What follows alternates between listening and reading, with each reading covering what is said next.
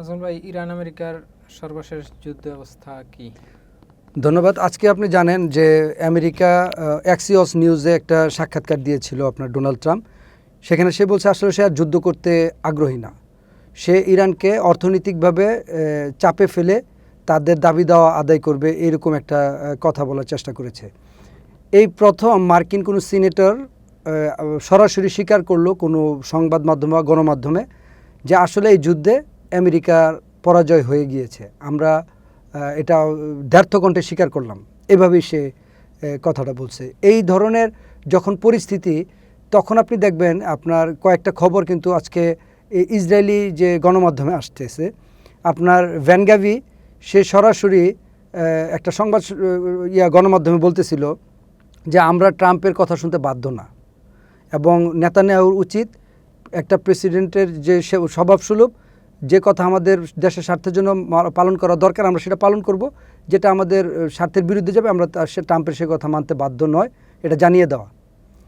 Smotrich যেটা আপনার যাদের অর্থমন্ত্রী সম্ভবত সে কিন্তু আরও কঠিন কথা বলছে যে এই ট্রাম্প যে ধরনের কথা বলবে সেগুলি কোনোটাই শুনতে আমরা বাধ্য না, বিশেষ করে গাজা সম্বন্ধে ট্রাম্প যা বলছে এগুলো আমরা শুনবো না এবং আমাদের সৈন্য প্রত্যাহার করব না। গতকালকে কিন্তু আপনার নেতানিয়াহু একটা কথা বলছে, আপনি জানেন, সে কিন্তু সরাসরি বলে দিছে যে 15 দফা আপনার ডোনাল্ড ট্রাম্প দিয়েছিল, নেতানিয়াহু বলছে সেই 15 দফা মানবে না। তার মানে আপনি একটা চিত্র দেখেন যে বর্তমানে ইসরায়েলি যারা নেতৃত্বে আছে তারা আর নেতানিয়াহু ডোনাল্ড ট্রাম্পকে ওইভাবে তারা তার কথা মেনে নেওয়ার পর্যায়ে নাই। সবচেয়ে বড় বিষয় হচ্ছে যেটা আপনার আমি বলছি যে ইসরায়েল কিন্তু এখন ভিন্ন ফরমেশনে চলে যাচ্ছে, ভিন্ন আপনার স্ট্র্যাটেজি তারা তৈরি করতেছে। তারা যদি মনে করে যে এই যুদ্ধের জন্য তারা ইরানের সাথে পুনরায় যুদ্ধ করবে, সেই প্রস্তুতিও তারা নিচ্ছে। এবং তাদের ভিতরে এখন কিন্তু নতুন একটা কৌশল তারা নিচ্ছে, আপনি জানেন, যেটা বিশ্ব গণমাধ্যমে খবর আসছে। তারা কেমন নতুন একটা ডিপ্লোমেসি দিকে আগাচ্ছে, এটা নাম হচ্ছে স্পাইওয়্যার ডিপ্লোমেসি। স্পাইওয়্যার সম্বন্ধে তো আপনি জানেন। আপনি যদি স্পাইওয়্যার সম্বন্ধে সহজে বলি যে এই ডিপ্লোমেসির বলার ক্ষেত্রে একটু বলে নিচ্ছি যে স্পাইওয়্যারটা হচ্ছে আপনার ওই যে আড়ি পাতা। আপনি জানেন বাংলাদেশের পাসপোর্টে কিছুদিন আগেও ইসরায়েল, আমাদের অনেক আগে এক সময় ছিল যে ইসরায়েল ব্যতীত পৃথিবীর সব দেশ আপনি ভ্রমণ করতে পারবেন, এটা পাসপোর্টের উপরেই সরাসরি লেখা ছিল। পরবর্তীতে কিছুদিন আগে এই লেখাটা তুলে ফেলছিল লাস্ট গভর্নমেন্ট যে ছিল, তারা এই লেখাটা তুলে ফেলছে। অন্তর্বর্তীকালীন সরকারের আওয়ামী লীগ গভর্নমেন্ট এই লেখাটা উইথড্র করছিল। পরবর্তীতে আবার কয়েকদিন আগে, এই সম্ভবত সপ্তাহখানেক আগে, বর্তমান বিএনপি সরকার ওই লেখাটা আবার ইনক্লুড করছে, অর্থাৎ ইসরায়েল ব্যতীত সারা বিশ্বে আপনি ভ্রমণ করতে পারবেন আমাদের পাসপোর্ট দিয়ে। এখন এই যে আমি বললাম যে এক সময় পাসপোর্টে এই লেখাটা ছিল, মাঝখান দিয়ে ছিল না, আবার আসছে। কেন আসছিল?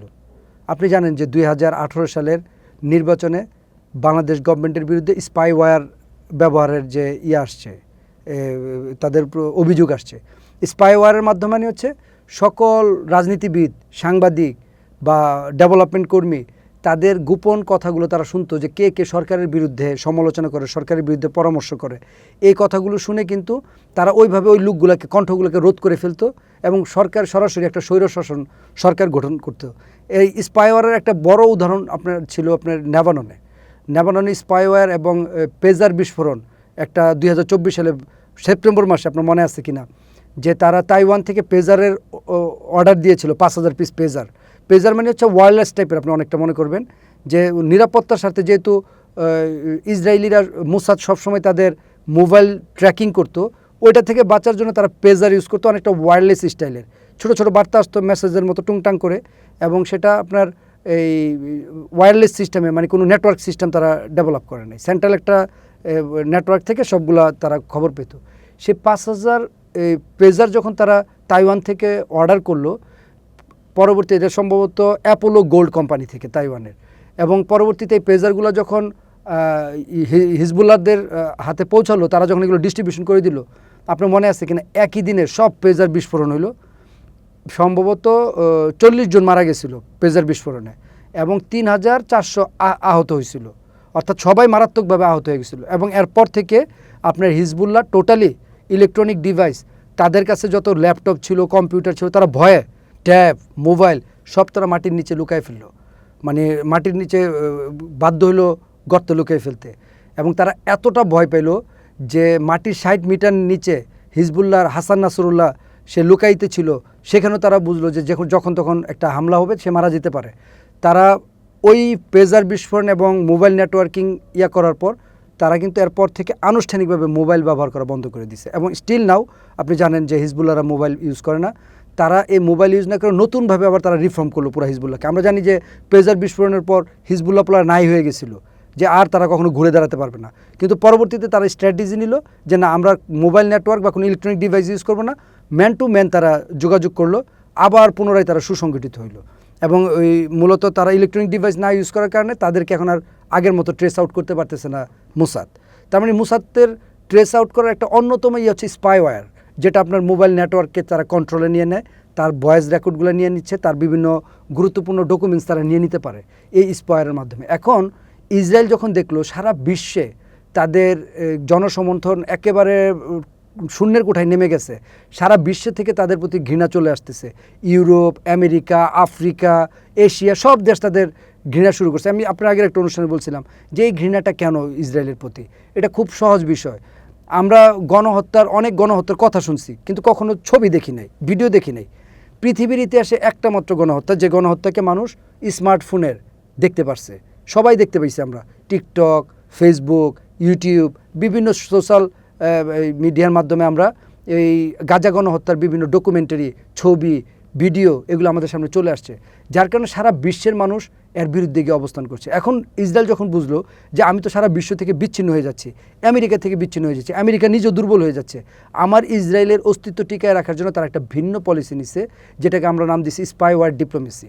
তাতে কী হলো, সারা বিশ্বে যারা স্বৈরশাসন টাইপের স্বৈরশাসক হতে চায় তাদেরকে তারা খুঁজে বের করে, সেটা আফ্রিকা বলেন, এটা ইউরোপ বলেন, সেটা আমেরিকা বলেন, সেটা এশিয়াতে বলেন।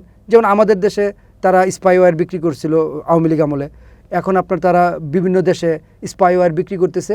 এটা তারা একটা বেসরকারি কোম্পানি, এনএসও নাম, এনএসও লিমিটেড, এই কোম্পানির মাধ্যমে তারা এগুলি বিক্রি করে। কোম্পানিটা দেখতে বেসরকারি, কার্যক্রম বেসরকারি, কিন্তু পুরাটা মদত দেয় হচ্ছে সরকার, ইসরায়েলি সরকার। যেহেতু স্পাইওয়্যার এটা একটা ক্রিমিনালি জিনিসপত্র, এটা নিয়ে তো সরাসরি সরকার টু সরকার ডিলিংস করা একটা লজ্জাজনক বিষয়, যার কারণে এটা তারা একটা বেসরকারি সংগঠনের হাতে দিয়ে দিছে, যারা সরকারের বিভিন্ন এজেন্ডা বাস্তবায়ন করে। এই স্পাইওয়্যার যারা বিক্রি করে তারা বিভিন্ন দেশের সরকারের সাথে ঘনিষ্ঠ সম্পর্ক গঠন করতেছে। তারা বিভিন্ন সরকারকে এই স্পাইওয়্যার দিয়ে বিরোধী দল যারা আছে তাদের বিভিন্ন ডাটা, তথ্য, মোবাইল রেকর্ডিং এগুলি দিয়ে বিরোধী দলকে আপনার বিভিন্ন দুর্বলতা সরকারের হাতে তুলে দিচ্ছে। সরকার সেগুলি দমন পীড়ন করে বিরোধী দলকে আরও দুর্বল করে ফেলতেছে, এগুলো বিভিন্ন কল আউট প্রকাশ করতেছে। আসলে বিরোধী দল চরমভাবে দুর্বল হয়ে যাচ্ছে। আপনি জানেন যে ব্রাজিলের যে বর্তমান প্রেসিডেন্ট প্রার্থী অর্থাৎ লোলা ডি সিলভার এগেনস্টে যারা দাঁড়াচ্ছে, তারা অলরেডি ডিক্লার দিয়ে, নেতানিয়াহুর কাছে তারা দোয়া নিয়ে ডিক্লার দিয়ে তারা নির্বাচনের প্রচারণা শুরু করছে। এবং নেতানিয়াহুর যে গ্রুপ বা ইসরায়েলি যে লবিটা, তারা অলরেডি লোলা ডি সিলভার বিরুদ্ধে গিয়ে প্রচারণা শুরু করছে। আপনার এই ইউরোপের আরও কয়েকটি দেশে, আফ্রিকার কয়েকটা দেশে, এশিয়ার কয়েকটা দেশে অলরেডি বিভিন্ন কি বলে স্পাইওয়্যার যারা ইউজ করতেছে, তারা ইসরায়েলি যারা এটা মেনটেন করে, তারা এই স্পাইওয়্যারগুলা সরকারের পক্ষ হয়ে বিরোধী দল দমনের জন্য ব্যবহার করতেছে। এতে সরকার অনেক সময় টিকে যাচ্ছে, অথবা যে বিরোধী দলকে ইসরায়েলপন্থী হিসেবে বিবেচনা করা হয় তাকে জিতানোর জন্য এই স্পাইওয়্যারগুলোকে তারা ব্যবহার করে সরকারকে তথ্য দিচ্ছে। আর যারা সরকারে আছে তারা বিরোধী দলকে তথ্য দিয়ে দিচ্ছে সরকারের বিভিন্ন দুর্বলতা নিয়ে। অর্থাৎ ইসরায়েল যদি চিন্তা করে যে এই দেশের সরকার ইসরায়েলপন্থী, তাহলে ওই সরকারকে টিকায় রাখার জন্য তারা স্পাইওয়্যার ইউজ করতেছে। আর ইসরায়েল যদি মনে করে এই দেশের বিরোধী দল ইসরায়েলপন্থী, তাহলে বিরোধী দলকে সরকারে যাওয়ার জন্য যা যা করার দরকার মেকানিজম এই স্পাইওয়্যারের মাধ্যমে তারা করতেছে। এবং সারা বিশ্বেই তারা আফ্রিকা, ইউরোপ, আমেরিকা বিভিন্ন দেশে উগ্রবাদী যেসব সংগঠন আছে তাদেরকে তারা রাষ্ট্র ক্ষমতায় নিয়ে আসতেছে, যাতে তারা ইসরায়েলের পক্ষে অবস্থান নেয়, ইসরায়েলের বিরুদ্ধে গিয়ে তারা শক্তিশালী কোনো অবস্থান নিতে না পারে। এই যে স্পাইওয়্যারের মাধ্যমে যে ডিপ্লোমেসিটা করতেছে, এটা কিন্তু সারা বিশ্বের যে গণতন্ত্রের যে প্রসেস, ন্যাচারাল প্রসেস, এই প্রসেসকে ধ্বংস করে দিচ্ছে। সর্বশেষ যে জিনিসটা তারা করে, যে তারা একটা বট ফার্ম করছে। এই বট ফার্মের মধ্যে তারা যদি চিন্তা করে যে সাপোজ আমি একটা উদাহরণ হিসেবে ধরে নিলাম যে বর্তমানে আপনার তারা বাংলাদেশকে নিয়ে আপনার উদাহরণ দিই, যে বাংলাদেশের তারেক রহমান যেহেতু ইসরায়েলের উঠাই দিছে, কি বলে যে ইসরায়েলের সাথে যে কূটনীতিক সম্পর্কটা, অ্যাকসেপ্টেন্সটা এটা উঠাই দিছে, আমরা তারেক রহমানের বিরুদ্ধে অবস্থান নিব। তখন তারা বিভিন্ন বট ফার্মের মাধ্যমে এই সরকারের বিরুদ্ধে এত বেশি অপপ্রচার এবং বিভিন্ন আইডি থেকে এত বেশি দুর্নাম, অপপ্রচার, দুর্নীতি, বিভিন্ন ইস্যু তুলে আনবে যে সাধারণ মানুষ এগুলোর বিরুদ্ধে গিয়ে অবস্থান করবে, সরকার পতন হয়ে যাবে। এবং এর বিরোধী দলে যে থাকবে, সাপোজ যে কোনো একটা বিরোধী দলের সাথে তারা চুক্তি করে বসলো যে আমরা এই সরকার পতন করে দিব, স্পাইওয়্যার বিভিন্ন তথ্য উপাত্ত দিয়ে তোমরা কিন্তু সরকার গঠন করলে আমাদেরকে আবার তোমাদের পাসপোর্টে অ্যাক্সেস দিবা, আমাদের সাথে সুসম্পর্ক গঠন করবা, ইসরায়েলকে স্বীকৃতি দিবা, ইসরায়েলের পক্ষে কাজ করবা, বিভিন্ন ধরনের কন্ডিশন দিয়ে তারা নিয়ে আসে। এই যে একটা ভয়ঙ্কর খেলায় মেতেছে আপনার ইসরায়েল, যেটা সারা বিশ্বের আপনার গণতান্ত্রিক বা ডেমোক্রেট যে প্রসেসটা ছিল, ডেমোক্রেটিক যে জেনারেল প্রসেস বা ন্যাচারাল প্রসেস, এই প্রসেসকে আপনার এখন চ্যালেঞ্জের মুখে ফেলে দিচ্ছে। যার ধরুন আমরা আপনাকে সর্বশেষ যেটা বলতেছি যে যুদ্ধের পরিস্থিতি কি, যুদ্ধের পরিস্থিতি আমেরিকা এই যুদ্ধে হয়তো বা আর বেশি আগাবে না, যেটা ইসরায়েল বুঝে ফেলছে যে আমেরিকা আর শক্তি ক্ষয় করতে চাচ্ছে না। এবং আমেরিকার বিভিন্ন সিনেটর তারা সরাসরি বলতেছে যে এখন যদি একদিন ইরানের সাথে আমেরিকা যুদ্ধ করে, পরের দিন ইরান আরও বেশি শক্তিশালী হচ্ছে। অর্থাৎ প্রতি একদিনের যুদ্ধতে ইরান 3 দিনের শক্তি সংরক্ষণ করতেছে এবং আমেরিকার 3 দিনের শক্তি ক্ষয় হয়ে যাচ্ছে। তার মানে আমেরিকা আসলে আর যুদ্ধে যাওয়ার মতো অবস্থায় নাই। আমেরিকা চাচ্ছে চরম একটা আর্থিক চাপে ফেলে, নিষেধাজ্ঞায় ফেলে আপনার ইরানকে করতে, কি বলে এটাকে, বেকায়দায় ফেলতে। তবে ইরান কিন্তু লম্বা সময় ধরে আমেরিকার নিষেধাজ্ঞা বা এই অবরোধের মাধ্যমে আছে, যেটা আমরা জানি যে নৌ অবরোধ অলরেডি কড়াকড়ি করছে। তবে সেই নৌ অবরোধ হয়তো বা ইরান বেশি দিন মেনে নিবে না, ইরান হয়তো বা নৌ অবরোধের উপর হামলা করে বসতে পারে। এবং সেই ধরনের একটা সিগন্যাল তারা দিছে। আপনি জানেন আজকে ইরানের অনেক রাজনৈতিক পট পরিবর্তন হয়েছে, অনেক নেতৃত্বের, নিরাপত্তার প্রদানের পরিবর্তন হয়েছে, রাজনৈতিক প্রদানের পরিবর্তন হয়েছে। এবং তারা ওপেনলি ডিক্লেয়ার দিছে যে আগামী কয়েকদিনের মধ্যে মুস্তফা খামেনি প্রকাশ্যে আসবে এবং মুস্তফা খামেনি বড় বড় সামরিক কর্মকর্তা বা যারা রাষ্ট্রীয় অবকাঠামো ইয়ার সাথে পলিসির সাথে জড়িত, তাদের সাথে যে মিটিং করতেছে, এই ভিডিও যে কোনো মুহূর্তে প্রকাশ হয়ে যেতে পারে। তার মানে আমরা ধরে নিচ্ছি যে এখন যুদ্ধটা একেবারে চরম একটা পর্যায়ে চলে আসছে, মুস্তফা খামেনি প্রকাশ্যে চলে আসতেছে এবং আমেরিকা যুদ্ধটা সরাসরি যুদ্ধ থেকে এখন ব্যাকফুটে চলে গিয়ে তারা চরম অর্থনৈতিক সংকটে ফেলার একটা চেষ্টা করতেছে। এই উপলব্ধি থেকে ইসরায়েল যেটা বুঝতেছে যে এই ধরনের শান্তি আলোচনা বা যুদ্ধ যদি থেমে যায়, মানে ইসরায়েলের এখানে সবচেয়ে বড় চ্যালেঞ্জটা যেটা তৈরি হয়, ইরান আমেরিকা যুদ্ধ থেমে গেলে পুরো বিশ্বের ফোকাস চলে যায় তখন ইসরায়েলের উপর, যে ইসরায়েল কী করতেছে, গাজায় কী করতেছে, গণহত্যা, গাজায় যে সে কিছুদিন পর মানুষ মারতেছে, ওয়েস্ট ব্যাঙ্কে পশ্চিম তীরে মানুষ মারতেছে, এগুলো নিয়ে তখন সারা পৃথিবীর মিডিয়াগুলো নাড়াচাড়া দেয়। তখন ইসরায়েল অস্বস্তিতে ভুগে, যার কারণে ইসরায়েল কোনোভাবেই চাচ্ছে না যে 27 অক্টোবর যে নির্বাচন, এই নির্বাচনের আগে এই যুদ্ধটা থেমে যাক, বিশেষ করে আমেরিকার যুদ্ধটা থেমে যাক। যদি আমেরিকা যুদ্ধ থামিয়ে দেয় তাহলে ইসরায়েল চেষ্টা করবে যুদ্ধটাকে নিজে অ্যাটেন্ড করার জন্য, অথবা পুনরায় এটাকে যে কোনোভাবে একটা বিশৃঙ্খল পরিস্থিতি তৈরি করার জন্য। এটা হচ্ছে ইসরায়েলের নির্বাচনের স্বার্থে। আপনি জানেন নেতানিয়াহু আজকে ওপেন ডিক্লেয়ার দিচ্ছে যে আমি নেতানিয়াহু প্রধানমন্ত্রী থাকা অবস্থায় কখনোই গাজা এবং পশ্চিম তীরকে রাষ্ট্রীয় কোনো স্বীকৃতি দিব না। এটা হচ্ছে একটা ভোটারকে আকর্ষণ করার জন্য একটা স্ট্যান্ডবাজি, বড় ধরনের একটা কথা, যে সবাই জানবে যে আসলেই নেতানিয়াহু যতদিন আছে ততদিন গাজা এবং পশ্চিম তীরে কোনো সমাধান হবে না, কোনো রাষ্ট্র স্বীকৃতি পাবে না। সব মিলিয়ে আমার কাছে যেটা মনে হচ্ছে, ইসরায়েল তাদের policy day by day change করতেছে। তারা যদি এক পলিসি থেকে আটকে যাচ্ছে আরেক পলিসিতে যাচ্ছে, তারা যদি বুঝতেছে যে মার্কিন লবি তাদের এটা দুর্বল হয়ে যাচ্ছে, তাহলে তারা ভিন্ন চিত্রতে চলে যাবে। তারা যে শুধু মার্কিনীদের উপর ভরসা করে এটা আর বলা যাবে না, কারণ তাদের 3 জন রানিং মন্ত্রী, প্রধানমন্ত্রীর কথা কিন্তু সরাসরি ট্রাম্পের বিরুদ্ধে অবস্থান নিচ্ছে এবং তারা সরাসরি শক্তি প্রয়োগের মাধ্যমে, ধমকের মাধ্যমে বুঝাই দিচ্ছে যে তুমি ট্রাম্প যা বলবো আমরা তা শুনতে রাজি না, তা শুনতে বাধ্য না, আমরা আমাদের রাষ্ট্রীয় নিরাপত্তার জন্য যেভাবে দরকার, যেভাবে করা দরকার সেভাবে আমরা আগাবো। তার মানে আলটিমেটলি আমরা যেটা বুঝতেছি, যুদ্ধটা এখন কিন্তু সব জায়গায় ডেডলক হয়ে আছে। ইসরায়েলের সাথে আপনার ফিলিস্তিনি কোনো শান্তি হচ্ছে না, এটাও ডেডলক। ইরানের সাথে আপনার আমেরিকারও কোনো ফাইসালা হচ্ছে না, এটাও ডেডলক।